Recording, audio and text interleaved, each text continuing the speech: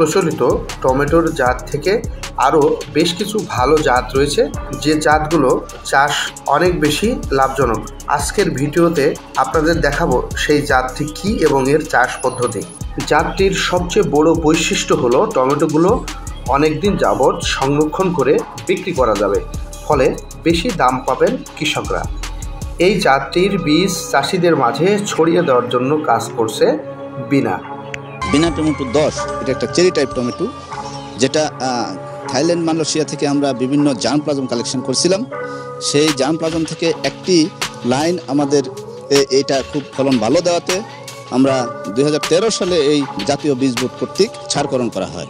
এই ভ্যারাইটিটার বৈশিষ্ট্য হচ্ছে এটার উচ্চতা 145 সেন্টিমিটার থেকে 150 সেন্টিমিটার হয়ে থাকে এবং এটার যে ফল হয় সেই ফলগুলা খুব সুমিষ্ট এবং অন্যান্য দেশের প্রচলিত চেরি জাতের চেয়ে অনেক বড় হয় কিছুটা এবং সুমিষ্ট হয়, মাংসল।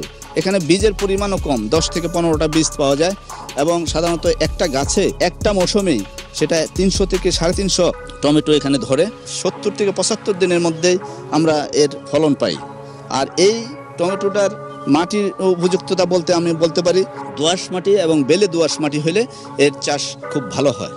আর জমিটা সাধারণত তৈরি করার সময় এটা আমরা 3-4টা আড়াআড়ি চাষ দিয়ে মাটিটাকে ঝরঝরা করি, তারপরে এটাকে আমরা চারা রোপণ করি। চারার ক্ষেত্রে বলতে হবে মধ্য সেপ্টেম্বর থেকে অক্টোবরের প্রথম সপ্তাহ পর্যন্ত আমরা চারা রোপণের জন্য এটা বীজ বপন করি বীজতলায়।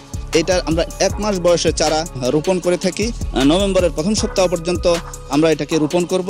রোপণ করলে ফলন ভালো হবে। পার হেক্টরে 95 টন হয় এবং এটার গ্রহণযোগ্যতা অনেক বেশি। বাংলাদেশের মানুষের শীতকালীন এবং গ্রীষ্মকালীন সবজির সবচেয়ে বড় আকর্ষণের জায়গা দখল করে আছে বিভিন্ন প্রকার টমেটো। তবে এই জাতটি সালাদ, সস, কেচাপ সহ নানা প্রকার খাদ্য তৈরি করা হয় এই চেরি টমেটো দিয়ে। বাংলাদেশ পরমাণু কৃষি গবেষণা ইনস্টিটিউট বিনা উদ্ভাবিত বিনা টমেটো 10 আবাদের মধ্য দিয়ে ভাগ্য বদল হতে পারে কৃষকের।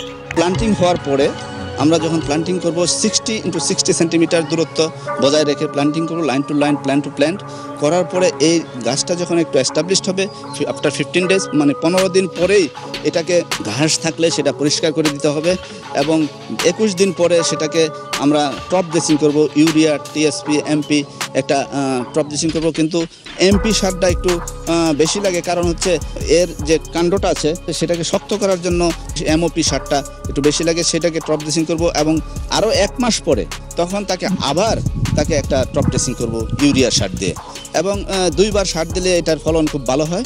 এই টমেটোর কাণ্ড সাধারণত এটা শক্ত হয় না, এটা হেলে পড়ে এবং মাটিতে যদি হেলে পড়ে তাহলে মাটির বিভিন্ন পোকামাকড় রোগ শোক আক্রমণ করে এবং ফলনও কমে যায়, ফলন পচে যায়।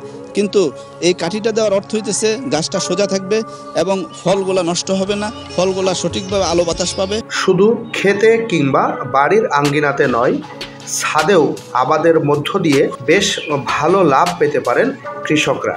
আধুনিক চাষাবাদ পদ্ধতি অনুসরণ করে জাতটি আবাদ করা গেলে উচ্চ ফলন পাওয়া যাবে। প্রতি হেক্টরে এর ফলন 90 টন পর্যন্ত।